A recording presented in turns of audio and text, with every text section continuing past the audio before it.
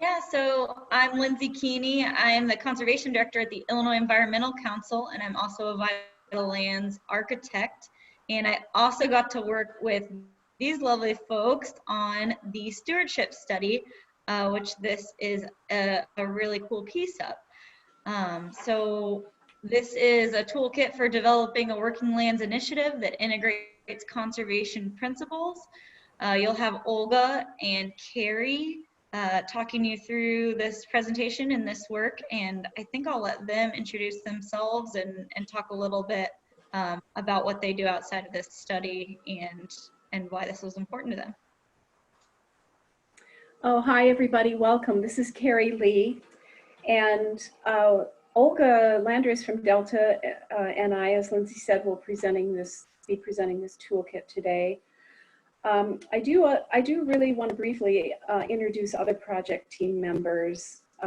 Jim Johansson from the Joe Davies Conservation Foundation, Lindsay Keeney, who just introduced herself a little bit, from the Illinois Environmental Council, and Andrew Swack from Open Lands, both of whom were involved in the policy part of this research project. The toolkit that was developed for this project is much broader than just the working lands component we're presenting today. And I do invite you to check out the complete project on the Prairie State Conservation Coalition website. There will be links provided to everyone today for things that are referenced. So the Natural Land Institute started this project about 4 years ago when we were donated a farm.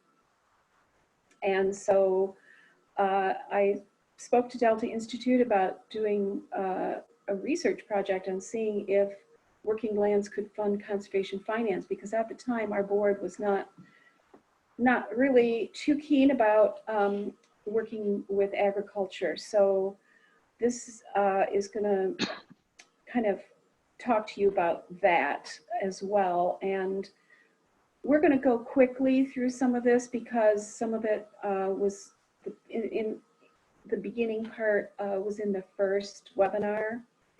And if you want to check that out, that's available to see too. So Olga, do you have a few words about some of the work you're doing? Sure. Thank you. Thank you everybody for making the time to join. I am a senior program specialist at the Delta Institute, and I manage a portfolio of projects related to land stewardship. We work in the Midwest, and so a lot of the land uses that require stewardship include agriculture as well as natural habitats. So we have a variety of projects in this program area that deal with sort of designing programs and tools and resources for land managers and agricultural professionals that can create incentives for better and more sustainable land management. And so one of the tools that we've been really interested in exploring is the idea of land tenure and lease, farmland lease as a tool to drive these conservation incentives and increase adoption of conservation practices. So we're excited to share that with you today. But I'll turn it over to Carrie to kind of introduce this project in a little bit more detail and set the context for why we're doing this. Somehow I'm muted.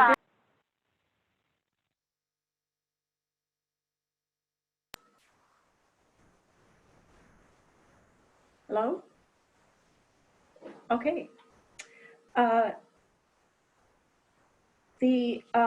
I'd just like to do a quick recap on the next slide, Todd. For those who were not on the first webinar, some of the background to this work. And it came out of the Vital Lands Illinois initiative supported by the Grand Victoria Foundation, where we addressed the issue that conservation land trusts across the state were challenged with funding their land stewardship responsibilities, especially with the explosion of invasive species, which could be in part due to climate change as well as overall land use changes, including things like water regime changes, with results that has had really on ecosystem integrity. Additionally, the traditional mechanism of protecting land and handing it over to the state DNR for them to manage is also no longer a sustainable model. So conservation land trusts are holding on to more land than they had previously, and of course then managing it. So with a grant from the Grand Victoria, the Delta Institute, NLI, and JDCF kicked off the research by identifying conservation finance strategies and mechanisms for conservation land trusts in Illinois to sustainably implement stewardship activities and determine the best mechanisms to increase stewardship capacity for conservation organizations across the state. And that first research project really resulted in the first report that determined that there were two approaches consistent with conservation goals that would yield the best results for conservation organizations across the state. That of enhanced partnerships and a working lands approach. So subsequently, with a second grant from the Grand Victoria Foundation that also included open lands and the Illinois Environmental Council, we investigated through surveys and in-person interviews. We went all across the state, the stewardship needs of the conservation community in terms of capacity, partnerships, policies, and funding. So these study results are all available on the project website. We also shared a lot of these results at the Vital Lands Illinois Summit and the Prairie State Conservation Coalition annual meeting and other forums. So the second study developed a toolkit for conservation organizations for stewardship funding. It also began a pilot with the Natural Land Institute, NLI, on developing a working lands initiative. As part of this dual approach, the research also supported the emerging Northwest Illinois Stewardship Cooperative in developing their regional partnership for increasing their capacity for stewardship activities by the partnership organizations. So the Natural Land Institute, a member of the project team, owned farmland, as I said, and we were interested in exploring how to turn our working lands into a viable financing strategy for stewardship, as well as how to rethink agriculture into our mission, which is a really important piece.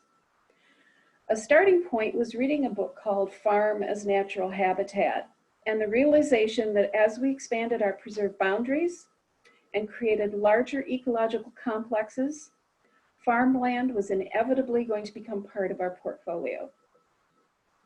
So we discussed the Working Lands pilot program that Natural Land Institute initiated during the previous Vital Land session. That recording is available, and all reports and the conservation plan and the analysis is also available on the project website.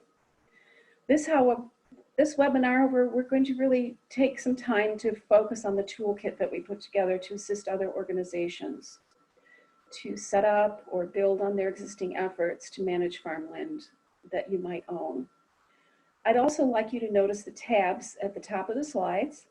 The tabs highlighted will show you where we are in the presentation. So let's go on to the next slide. So the main agency in the state, the Illinois Department of Natural Resources, experienced steady budget cuts over the course of 2000s. And you can see that the programs that fund conservation flatlined in 2015, leaving conservation land trusts to carry a larger load of stewardship and landholding responsibility. So this chart will show you the relationship between the amount of funding public agencies spent on conservation and the total number of acres held by public agencies. Between 1998 and 2001, the amount of spending on conservation kept pace with the number of new acres being acquired by public agencies. Then around 2002, we start to see a reduction in the amount of conservation spending, while at the same time, public agencies continued to acquire new acres, although at a slower pace than before. And then around 2014, cumulative land being conserved by the public sector has flatlined. So I'm going to hand this over to Olga now. She's going to talk about parts of the toolkit for developing this Working Lands program.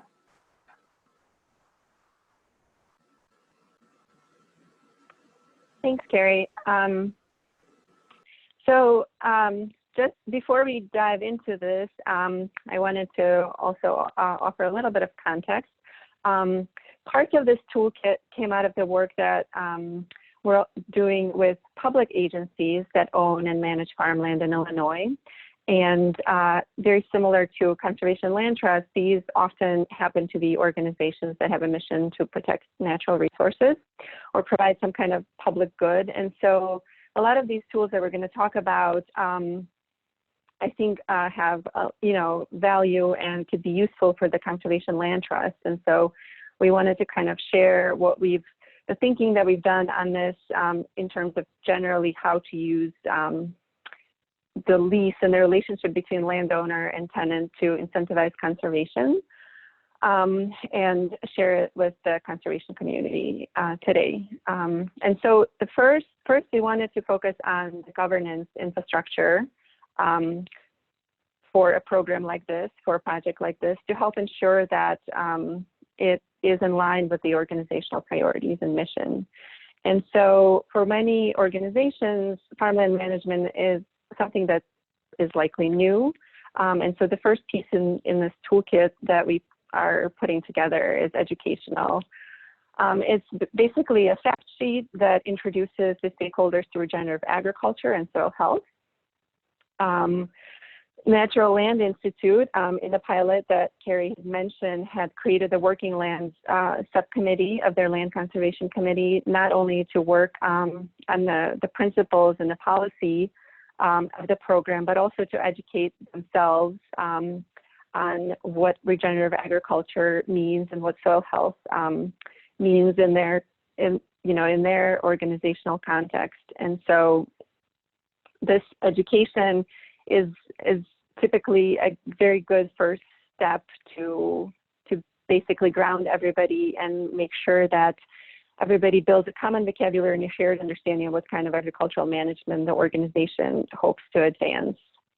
And just a little bit on the actual content of this toolkit, it discusses what regenerative agriculture as a system represents, about farm management and the environment. It's a system that includes integration of 4 basic principles, basically keeping the soil undisturbed, maximizing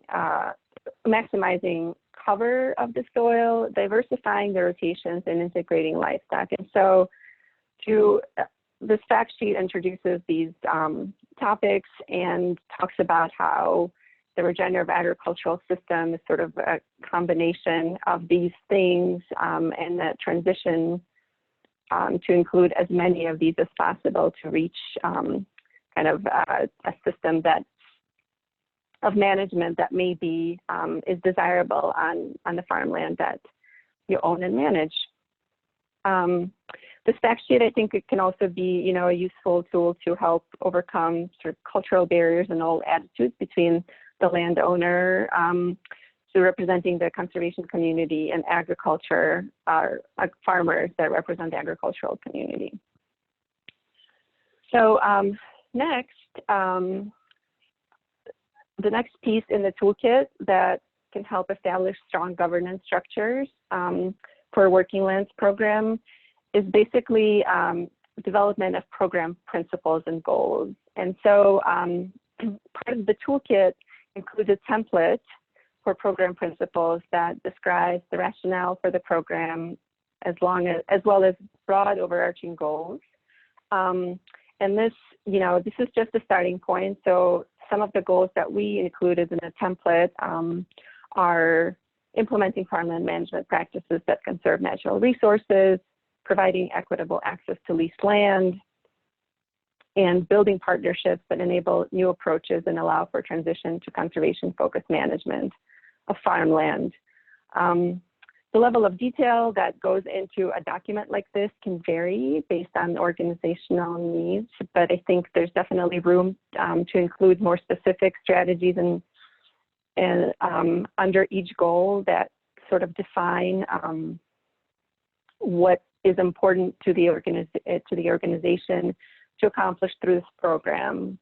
And, you know, having something like this in place is, becomes easier to allocate resources to the administration of the program and ensure that it's implemented in a way that it is, you know, aligned with the mission. This is definitely not a sort of end-all, be-all, end-all as far as the, you know, the language for principles and goals, but it's a template that, you know, can be used as a starting point for any land trust that wants to, you know, begin to articulate why they're pursuing working lands as a funding strategy. And so with that, I'm going to turn it over to Carrie to actually talk through how NLI developed their program principles and what they are. So over to you.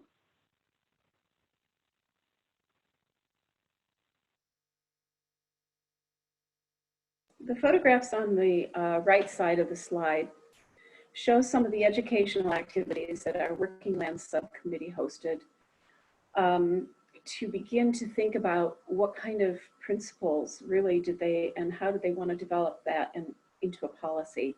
We did both workshops and field days. And we also invited a local conservation farmer to sit on our subcommittee. And he has been invaluable in providing us with a touchstone of reality. Also, Olga presented on the principles, and although at the time that we did this, we didn't have this toolkit, one of the first things that we felt we needed to do was to establish our guiding principles and then a policy for how we were going to actually manage our working lands. And part of the purpose was to get everybody thinking on the same page, and like Olga said, having a common, a shared language about it. I had called around several Midwestern land trusts that had ag land, and no one had such a thing. So we just kind of jumped in, and I borrowed ideas from here and there, such as from other conservation organizations. For example, county conservation districts and forest preserve districts in Northern Illinois that are also working in the sustainable ag arena here. So one of the things, the first thing that we came up with was sustainable land stewardship. And I do want to say that these principles are in that pilot study in a lot of detail. We have them in there and our policy, so you can always reference those.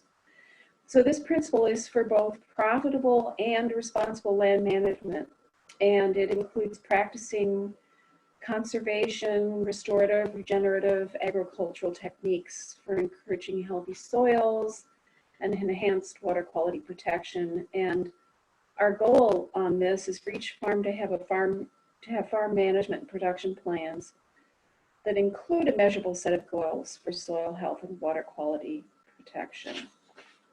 So the second principle that we felt was really important is that we have mutually beneficial lease arrangements, because we want our leases to be fair to both parties, as well as to be able to say, hey, we want to provide our farmers with some technical assistance for them to implement conservation practices, particularly if they haven't done that in the past. And it helps reduce the economic risk to the farmer. And it also gives them some buy-in to the process. The third principle was conservation and restoration. A lot of our board members thought, you know, we may not want to keep these in farmland all the time. We may want to restore them. So we had a lot of conversations about that and how initially the conservation practices would include things that would get us ready and get us in preparation for eventual restoration, if that's where we wanted to go with this, but also in the interim to really promote conservation practices on the farm. So the fourth principle had to do with market and revenue economic opportunities.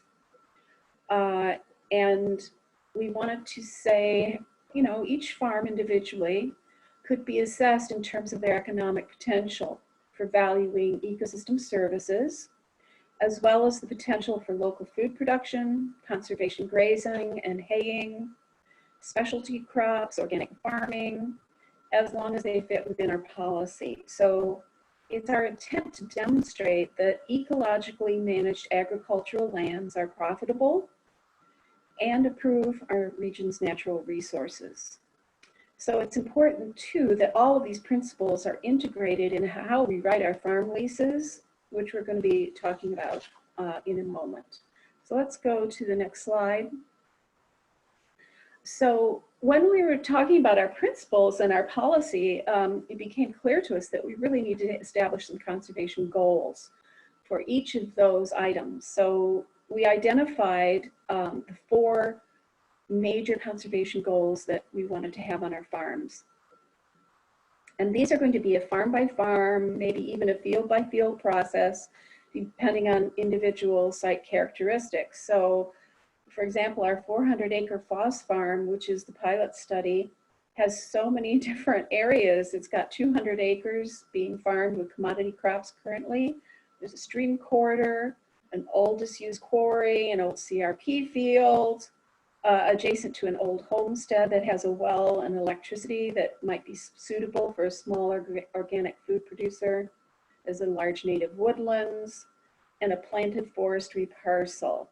So establishing goals for each of these areas is important, as well as overall goals for water quality, sediment, and erosion control. So, what should our goals be for each of these criteria is really also dependent on how are we going to measure to see if we are reaching our goals, and what are the best measuring methodologies, what's a reasonable time frame for achieving our goals, and should we have benchmarks along the way?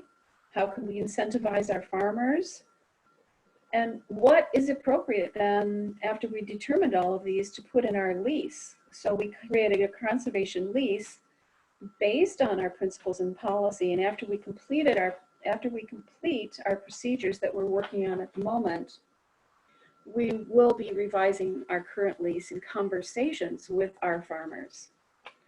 So we also needed to take a look at our capacity for monitoring our goals and monitoring the farm practices and managing the leases, and identifying what model software can we use to track our data and have it be useful to us. So we have hired a firm at the moment that's assisting us with writing our working lands procedures document that will outline all those steps we need to take to ensure that we meet our goals. So with that, I'm going to hand it over to Olga again.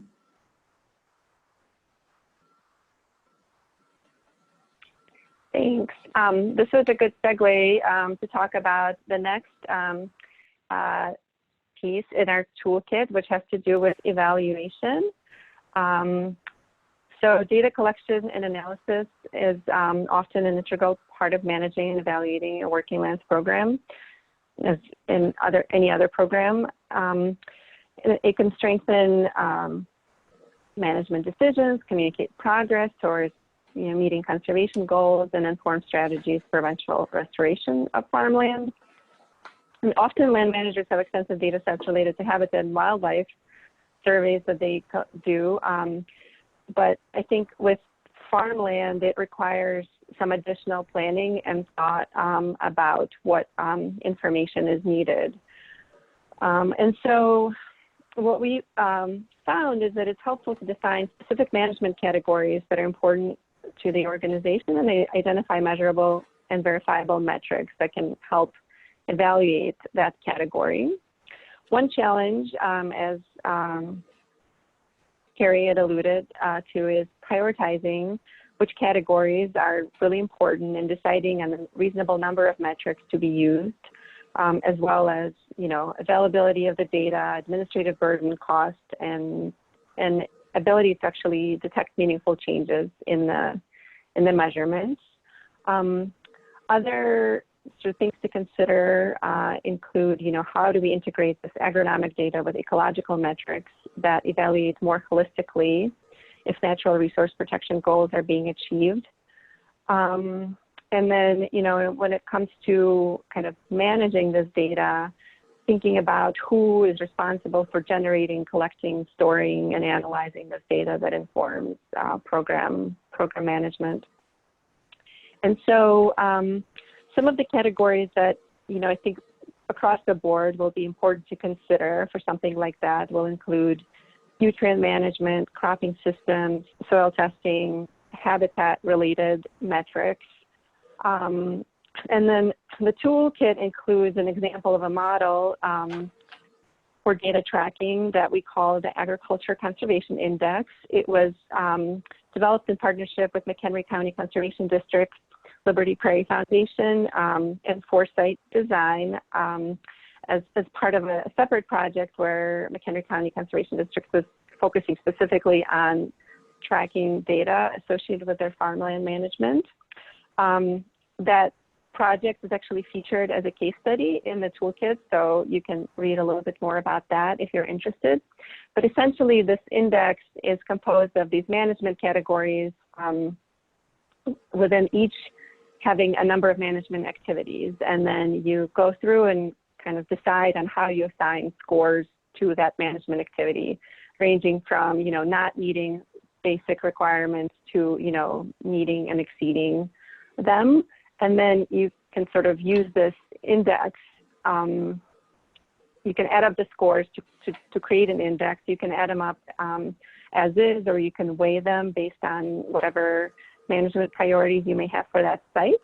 And then that gives you sort of a measure, a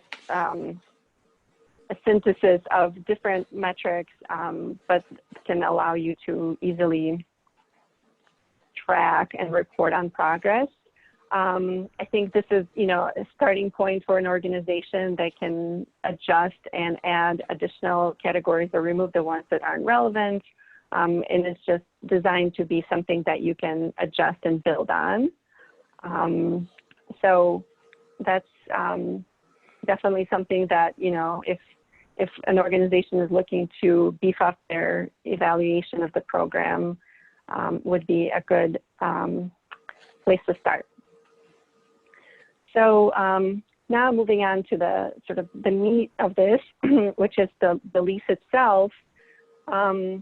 We developed a framework and a legal language templates for putting together a conservation lease and included it in the toolkit. The lease essentially operationalizes the principles of the program. And so here we're going to focus on the provisions that really have to do with land management, natural resources. But of course, any lease agreement will also have to include, standard business provisions related to, insurance and tax payments and all those kinds of things. But the categories that we wanted to discuss in more detail and share with you today include, considering existing constraints that organizations may be facing, the terms of the lease, the conservation provisions that are included in the lease, the rate structure and how you determine how much per acre the rent is, and then reporting, as well as considering provisions that may serve as disincentives and paying attention to those and removing them.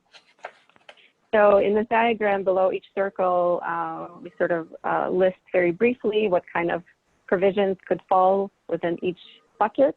We'll go into the details in just a second, but I also wanted to draw your attention to the legend here and the little pluses and the dollar signs that you see next to some of the provisions. Those indicate linkages or dependencies between different sets of provisions that you should also be paying attention to. For example, the dollar signs represent money. So, if you're requiring conservation provisions, you're requiring implementation of cover crops, for example, you want to incentivize that by giving a farmer a discount, for example, on their rental rate. That will, of course, have implications for the revenue generated through the Working Lands program. That's something to consider.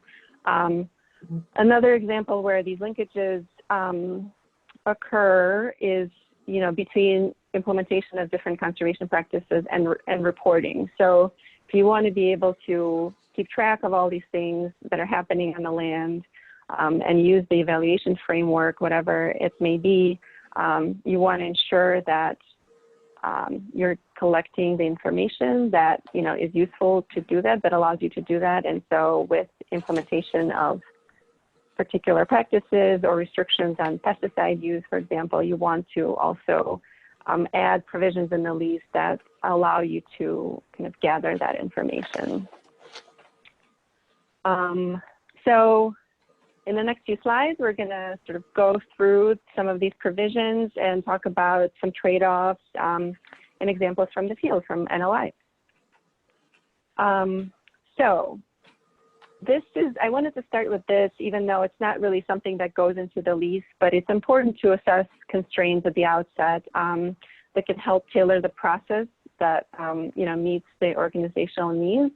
In some cases, there are existing policies or rules that may prevent particular changes from the lease or prevent you from managing the land in a certain way.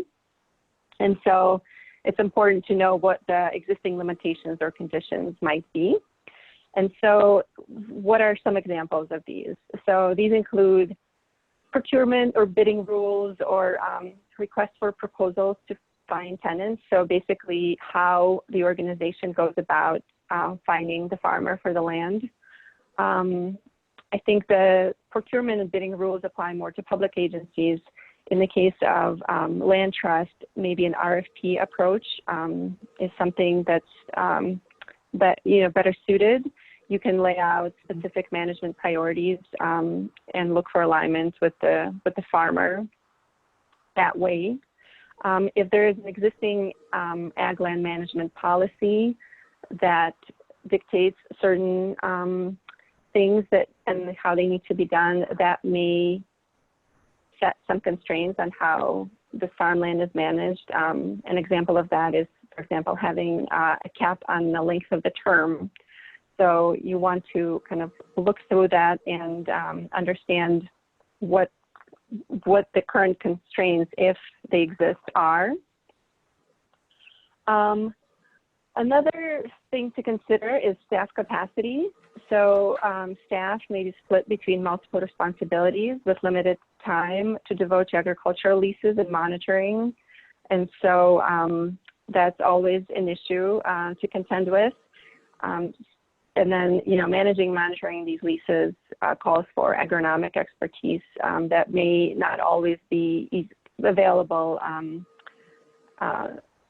And so in order to address that, I think another thing to consider is who are the local partners that and the partnerships that can be leveraged to supplement that. And so NLI, for example, has a strong and long-standing partnership with their local NRCS office, and actually invite their NRCS representative to sit in and participate in their working land subcommittee meetings, so that agronomic expertise is factored into decisions. NRCS has also given educational talks to the committee and provided guidance on practices. So if staff capacity is limited, I think one of the key ways to address that barrier is to identify and kind of leverage those partnerships with local organizations that have agronomic expertise that they can offer to help with a program like that. Okay, so moving on to the sort of the lease itself. Typically, the purpose of a farmland lease is the production of crops. And so if we want to expand that to include conservation from a legal perspective, it might be good to include a preamble in the lease, which is there really to explain the fundamental purpose of the agreement. This is important in cases when the farmer does not comply with the conservation provisions of the lease and the organization actually wishes to claim a breach of contract or not to renew the lease.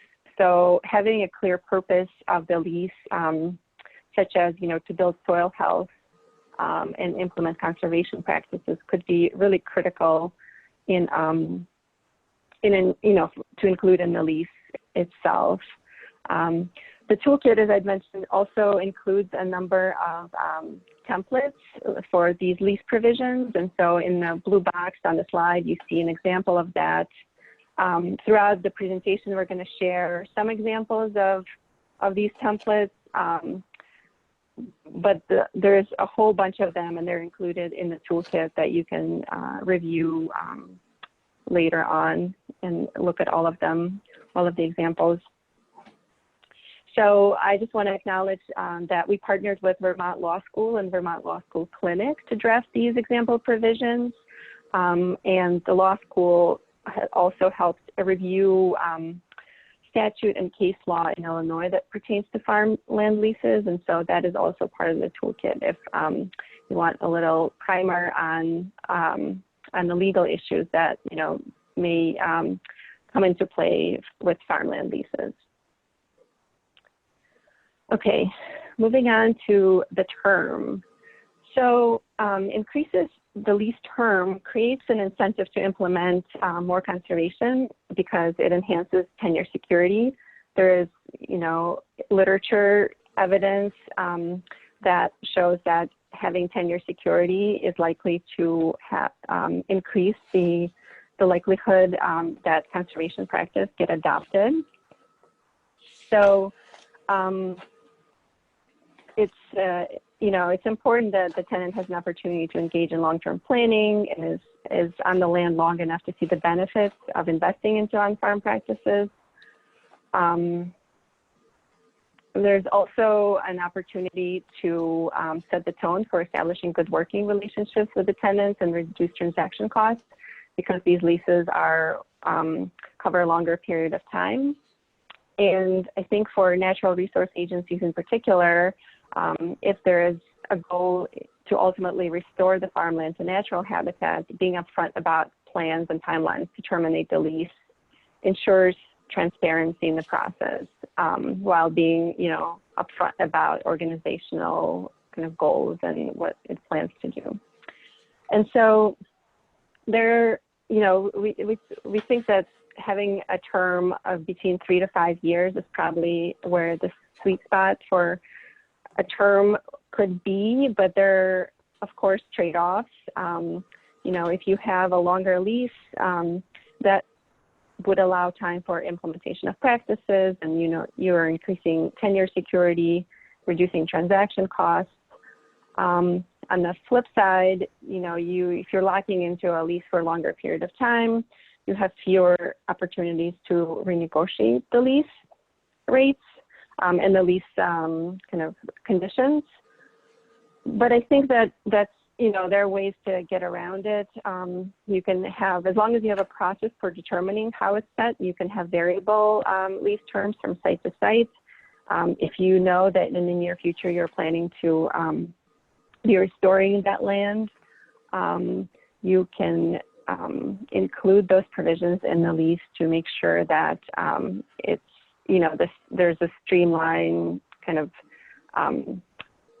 clear expectation for termination, and then making renewals easier is something that can also, I think, enhance kind of tenure security and ensure that the farmers have ability to stay on the land longer and actually see the benefits of investment into conservation practices. So again, in the blue boxes, you see sort of some examples of how it may be phrased in the lease. Just as an example, so NLI currently has a 1-year lease, but they're considering expanding that and will make kind of changes as they complete their procedures document for the program. There's a general agreement that a longer term is preferable, but they're still investigating kind of how to set the rate, whether it's a fixed rate or a variable rate for longer leases, to make sure that they're not locked into an agreement that they can't change for multiple years. All right, let's go on to the conservation provisions. So this is where the crux of the matter lies, I think. And there's a lot of different options to approach, lots of different approaches for this. Why is it important? So there are different indirect ways to encourage conservation, but of course there could always be provisions that require specific conservation practices in the lease.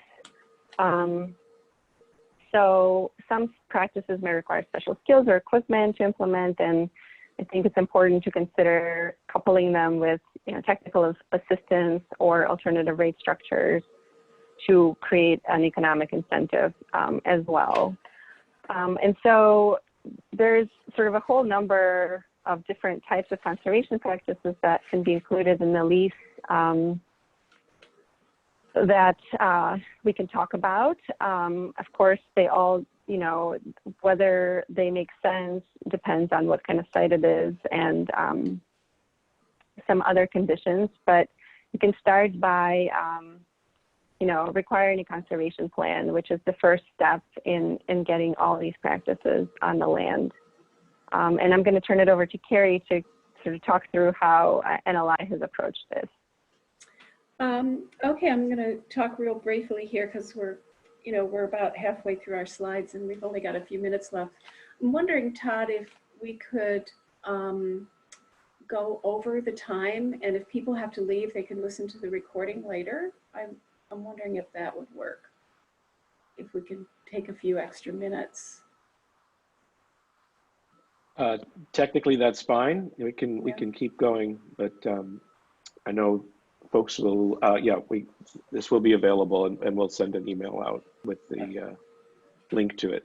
Okay, so NLI currently does require in their lease a written crop plan, a conservation plan that's developed by the NRCS and with the farmer, and a nutrient management plan that's also developed with the farmer in partnership with a qualified contractor, and that's based on soil test data.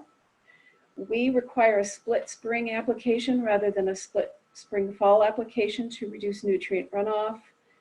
And the conservation plan includes information on the cover crops being used, the location of grassy swales, for example, but it does not necessarily include regenerative agricultural practices, which are in a separate section of the lease.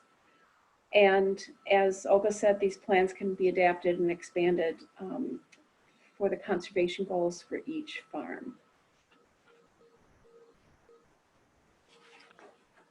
All right, so yes, Carrie, thank you for the time check. I will try to go a little bit quicker. The other, practices range from, tillage restrictions or crop residue thresholds, restrictions on pesticide and herbicide use. I think that was probably something that would be pretty relevant to conservation land trusts and impact on the wildlife.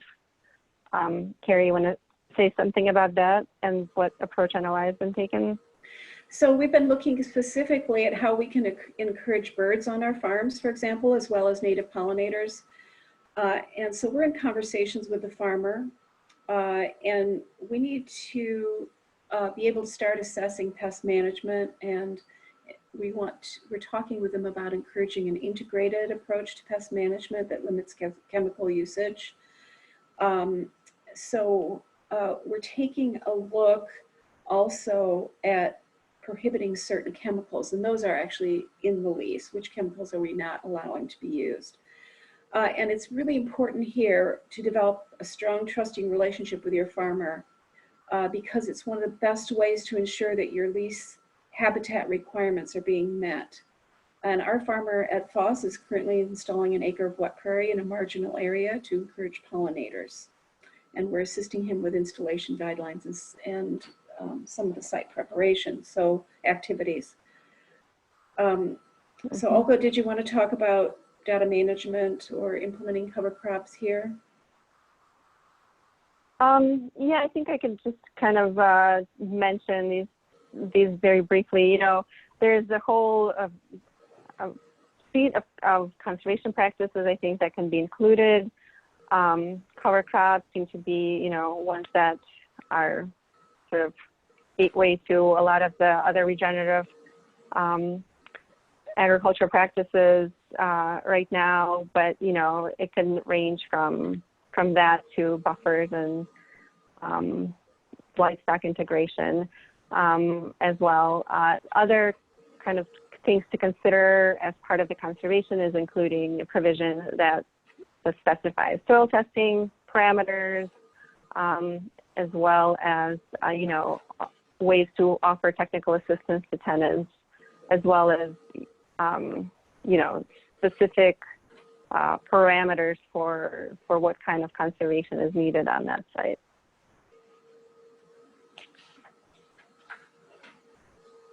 And Carrie, if you wanted to mention any of the other examples from your experience. Just a couple things. One is that having livestock requires having someone on the farm or someone right there.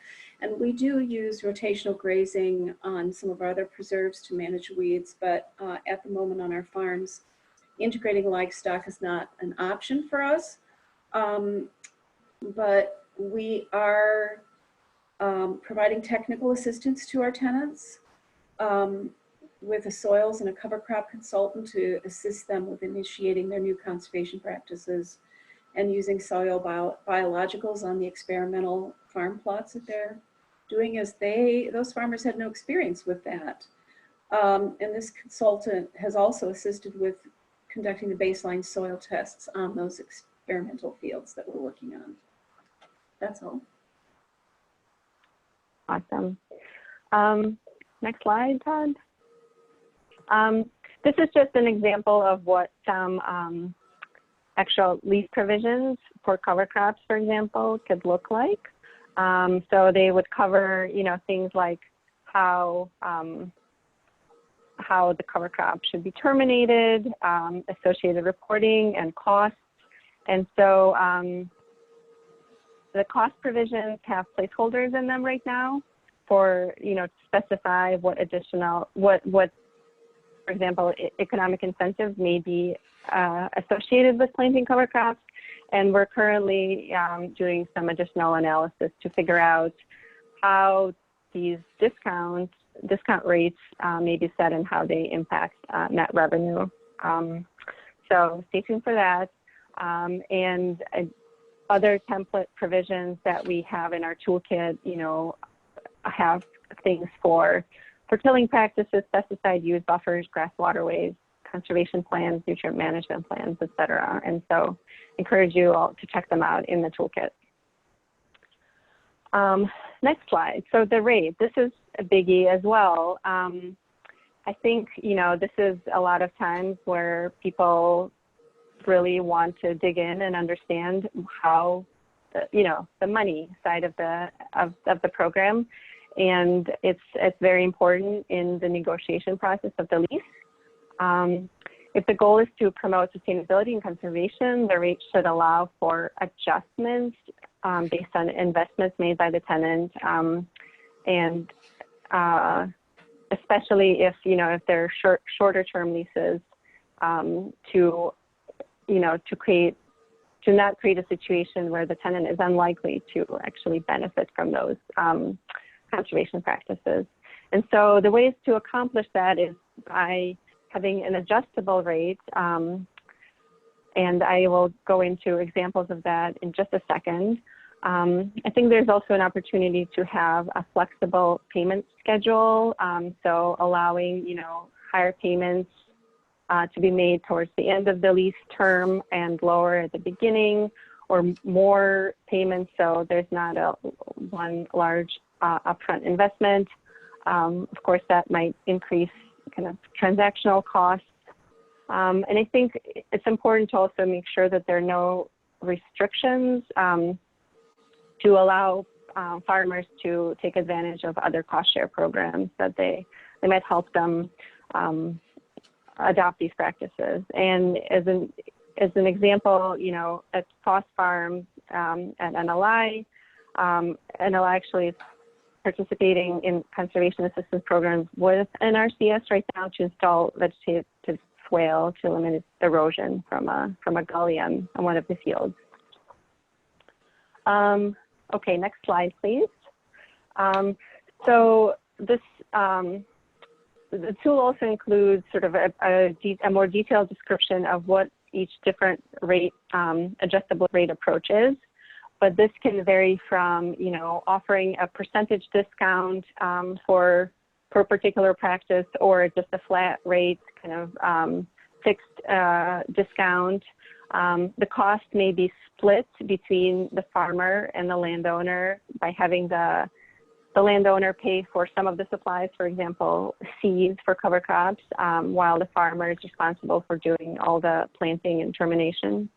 You can also have a graduated rent structure where you start with a deeper discount at the beginning of the term and then phase it out gradually over the course of the lease term, again, to allow farmers to have more money in the beginning of the term to invest and spend on conservation practices, and later on not see the benefits of that.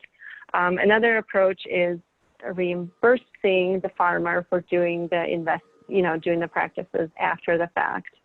And so the table you see on the slide here kind of shows you which practices align better with which cost structures, and there's probably other ways to look at these and couple them together and adjust them, but this is just sort of a, something to start with, and some recommendations from the toolkit. I think we could go to the next slide. Reporting, I think we already talked quite a bit about the need to be able to track data and evaluate outcomes for the program. And so it's always good to write those into the lease, because that means that there's something in writing that says that the farmer needs to share, their pesticide application rates or other things that they're doing on the land. And it's often something that should be coupled with other conservation provisions, so that, those go hand in hand. In addition to that, I think part of the building the program infrastructure is creating some kind of database to keep track of all that data and analyze it. So that is an additional consideration for, as reporting is discussed and implemented in the program. A great resource, additional resource for these kinds of things is University of Illinois Extension Farm Doc website, which there's a link posted in the chat window, and they have a lot of tools that can help set lease rates and develop conservation addendums to leases and things like that.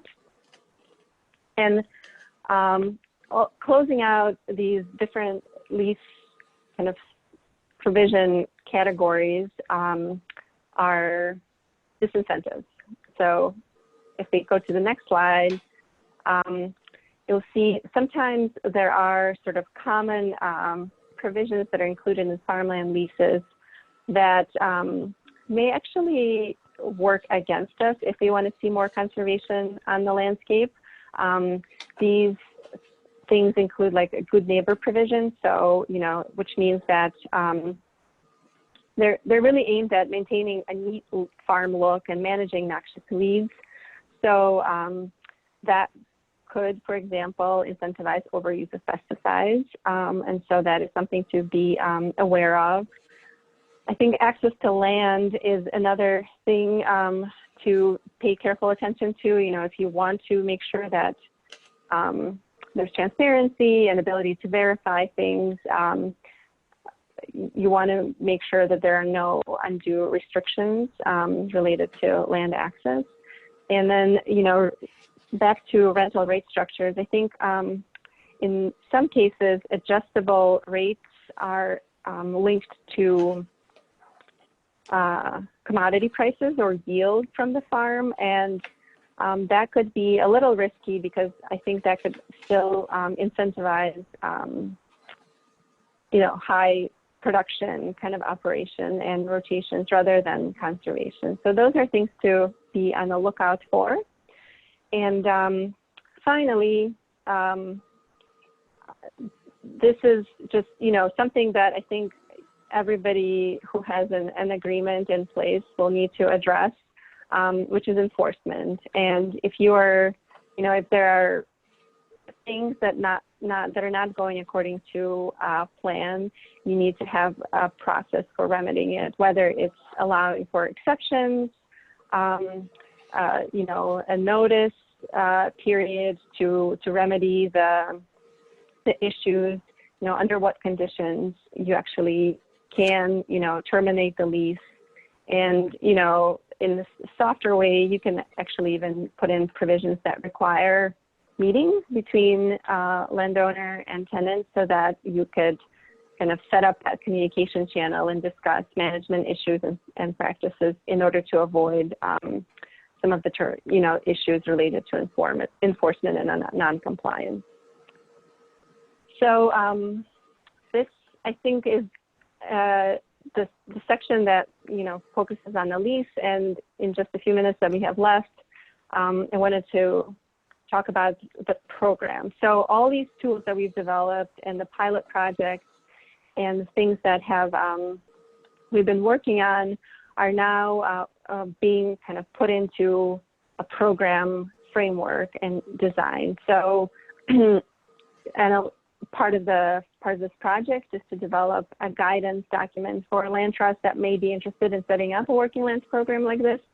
And so it will include all the pieces that we had kind of discussed, in addition to a few others. So, we think any program should have the program goals, procedures, an evaluation structure, a description of what the roles and responsibilities for each party are, how the funds from this program may be allocated, who is eligible, what the contract looks like, how the program is promoted, as well as kind of standard forms for people who participate in the program, whether it's applications, maps, specs, and things like that. And so that is sort of on deck for the project team to develop in the coming months.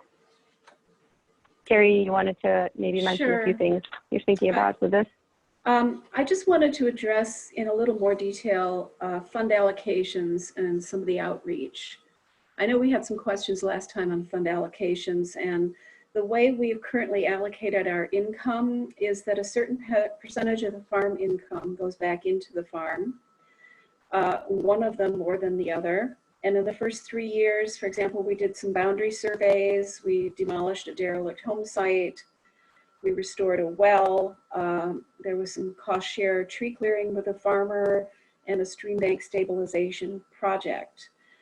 Because we earn income from the farm, we also pay property taxes on those, so that will be an ongoing allocation, not just a short-term, but an annual allocation. Then what's left of the balance of that has gone towards stewardship, either to pay our stewardship staff salaries or to purchase general stewardship equipment and materials for our preserve management. Now that's changing, the percentage of that is changing over time as we have completed some of those more urgent projects on the farms. And the beauty of having an income really from those farms that we can budget with, that's a set income, is that that income is not subject to the vagaries of the fickle market. Also, I wanted to talk just a couple minutes about outreach, and it was really important that we connected with our neighbors, a real priority. When we first purchased, when we first had the property donated to us, and we began some invasive species tree clearing, the neighborhood rumor mill began, that it was going to be a development. So we quickly hosted at the home of one of the neighboring farms and also one of our donors a meet and greet with the neighborhood where we presented our plans for the property to the surrounding community, and we assured them that we were going to farm and also restore the ecosystems there. Several of the neighbors were really interested in could they still keep going on and hunting on the property as they had done with the previous landowner. Well, we have a no hunting policy on our preserves, but we also allow invasive species management. So we do have partnerships with local hunt clubs where they can control white-tailed deer, for example. We don't have the capacity to run the program, so the local hunt clubs run those. And because they're local, they also keep an eye out on the property and let us know what's going on, as we don't have a tenant living there. So those two, especially the outreach to our community, was really important. So looking ahead, let's go to the next slide, Todd. We're hoping really that we've piqued your interest today in outside the box strategies to finance conservation in Illinois and setting up a working lands program. The toolkit, I must say, is much more expansive than what we've been able to share here. So our next question is, where does our working lands initiative go from here? So the third and final phase of this research project that's being funded by the foundations is the implementation phase. And we've currently hired a consultant to develop our organizational program framework and our program guidelines, which when completed, we'll share with you. The toolkit will also have a more generalized framework that anyone can adapt to suit their needs, as well as our individual information. So happy to share this with anybody and have conversations with anybody who wants to do that. Our consultant will also be assisting us with developing our business model. And so far, it has been feasible for us as our farms have been donated. Other farmland has been purchased with the assistance of foundation grants as part of a natural resource acquisition protection plan. And those sites happen to have farmland associated with it. However, some funders want to see that land restored sooner rather than later. And in that case, the lease income is used for the restoration activities in the short term on the property. Looking at purchasing farmland as part of a diverse investment portfolio is a really different matter. And at the moment, our return on investment for that strategy does not look good, as current land prices are high and farm lease income may not cover your investment unless you are in it for the long haul. So NLI is currently developing a marketing campaign to encourage farmers to donate their land. And the reason we're doing this is because a USDA study from 2014 found that 50% of all principal farm landowners across the country were 65 or older, with the implication being that over 370 million acres of farmland is likely to change hands in the next 20 years, and not all of those heirs want to farm or own farmland. So farmers may be looking to donate some of their farmland. Or at least donate agricultural easements on those. And we're currently participating in 2 RCPP programs to assist farmers with putting agricultural conservation easements on their farms. So one last kind of thing is the Stewardship Cooperative is developing their business model to support financing the Stewardship Co-op management activities. That's being led by the Joe Davies Conservation Foundation, and they're currently exploring the potential of incorporating working lands into their business models as one of a suite of financing mechanisms. So I really want to thank you all again for attending. If there's any questions, we may have a few minutes if you could hang on for those. And I want to thank the entire project team at the Grand Victoria Foundation for funding this work. So Todd or Olga, I don't know if there's any questions or if anybody wants to put a hand up and ask a question. You're certainly welcome to do that, and we can take a couple minutes. Yeah, there are no questions in the chat. If you do want to ask a question, just go ahead and open your mic. That's scroll down to the bottom and unmute your mic and just speak up. Happy to take a couple questions if you have them. Todd, can you also go to the next slide? So our contact information Yes. is there for folks to follow up if they do have questions later on. Thank you. And I'm always happy to have conversations with people if you want to delve a little bit deeper into how you can use these tools. In the chat, there is also a link to a brief evaluation that if you could please do that on your way out before the session ends, just click on that link so you have it. I'll also email it out to folks after the session, and we'll be sending you a link to a recording as well.